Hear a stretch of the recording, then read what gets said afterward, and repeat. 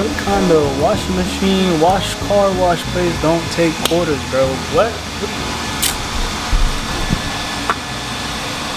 The inception of this video is inspired by a school project that I'm doing where I have to interview a stranger and go into big talk with them rather than small talk. So small talk is like your typical, oh, hey, how you doing? Not very deep, very surface level. Big talk is where we get into the philosophical, nitty-gritty type stuff. So I hope y'all enjoy this little interview, and yeah.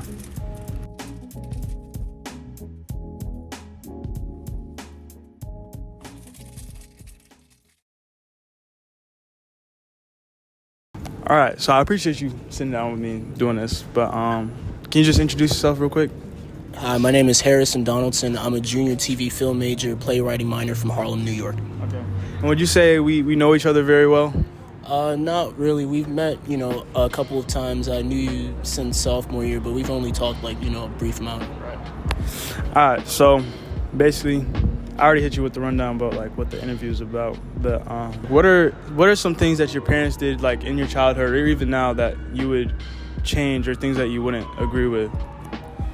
So I believe that, my parents gave me a pretty open lifestyle. They were able to really let me discover, things that I did like, things that I didn't like. I'm really appreciative for for them not forcing things upon me, as much as I hear other people, I have peers, I have friends that have way worse situations where they have to deal with, how their parents think and how they operate, and it affects where they go to college, it affects their life and everything, and to be honest, I feel like there are some things that my parents did that I probably would take, into adulthood. I think the way that they prioritize, family over everything is definitely something that's really big to me. Something I didn't understand as a kid, but in this day and age, where I'm out here by myself, miles away from them, it means so much more that I have people that I know are gonna have my back just because we're blood related. Right. So where are your parents originally from, and where are you from originally as well? So we live in New York. My dad was born and raised in New York. He moved down to Florida for a couple years, and then went back for college and law school, which is where he met my mom, who was born and raised in Miami. Okay. And so then, in around 2005, 2 years after I was born, we moved up to New York. Okay. And so you mentioned family being one of the pillars of your family. Is there anything else that you would take with you and want to pass down to your future kids if you plan on having any, things like that?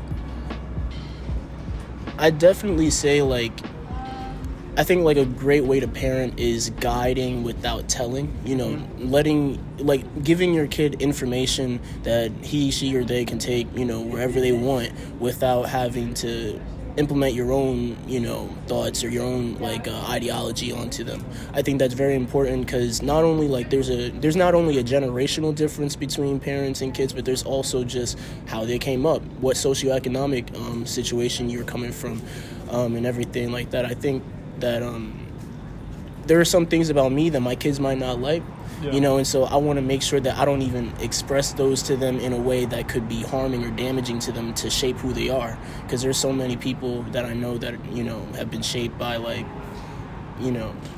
they're either shaped by how their parents are, so they act like them, or they act the complete opposite. How they react to exactly. it. Yeah. And so I think that that's something that I really want to watch out for, being not self-conscious, but being more cautious about how I act or how I talk to them would be something I take to the future. So a certain level of self-awareness. Absolutely. Would you say your parents had that as well, raising you?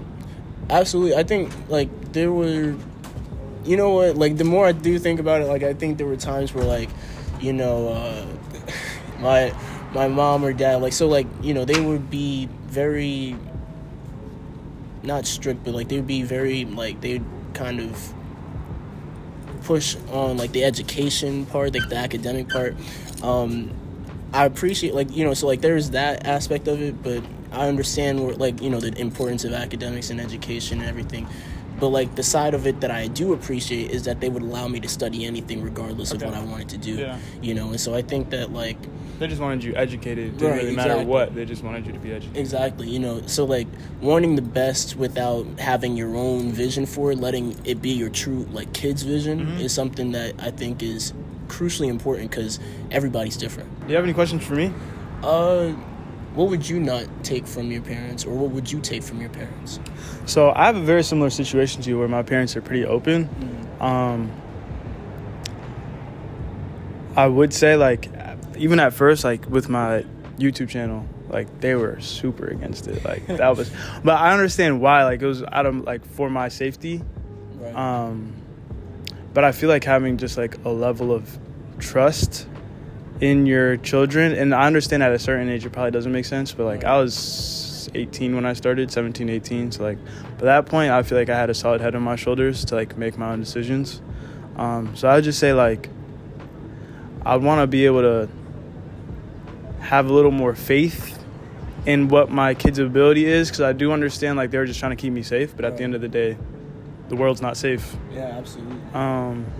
So I guess trying to find a balance between, like, being overprotective and being, like, I don't know what I'm like. You know, being like precautionary without, you know, kind of overbearing. Yeah. Like, I think balance is like the top word for parents, because like there's always a balance you got to approach everything with. Like, how strict are you on your kids, right? Like, because you can't just let your kid go to every party, but you can't keep him in the house all day, you know. I was kept in the house all day. I'm being so serious. Nah, being from New York, like, there's a reason why I was kept in the house all day, you know. And so I'm appreciative, like, looking back on it. But like, there were some times in high school where I was like, oh, why can't I, you know, go up to this party, or why can't I go there? And they're like, who are you gonna go with, right? Like, what crowd are you rolling with, you know? And so all things considered, I'm like, you know, it's always hindsight that makes you see like where they were coming from. But I think that, like, a balance of communication, letting them know, like, you know, parents, the "because I said so" culture, I feel like has to change, because like there are some things where you can really be like, "because I said so," you know, and like there's some things that a kid can't understand, and that you have to take as a parent and be like, all right, I'm gonna just, this is a parent moment, like, you know, you gotta take the initiative on that, right? And then there's other moments where it's like, no, like, my kid is a complete separate person that has their own thinking process, on their own conscience, and everything.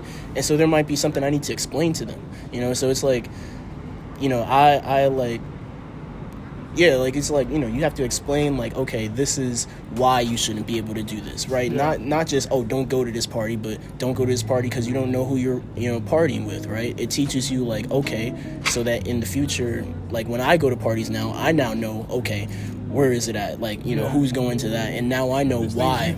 Exactly. And so, like, you know, having those conversations so that your kids don't just think you're the mean, bad guy, and instead take it as like, okay, this is somebody who I'm not going to agree with all the time, but is going to look after me. I think that's a better way to establish relationships, because that's exactly what a parent wants to be at the end of the day.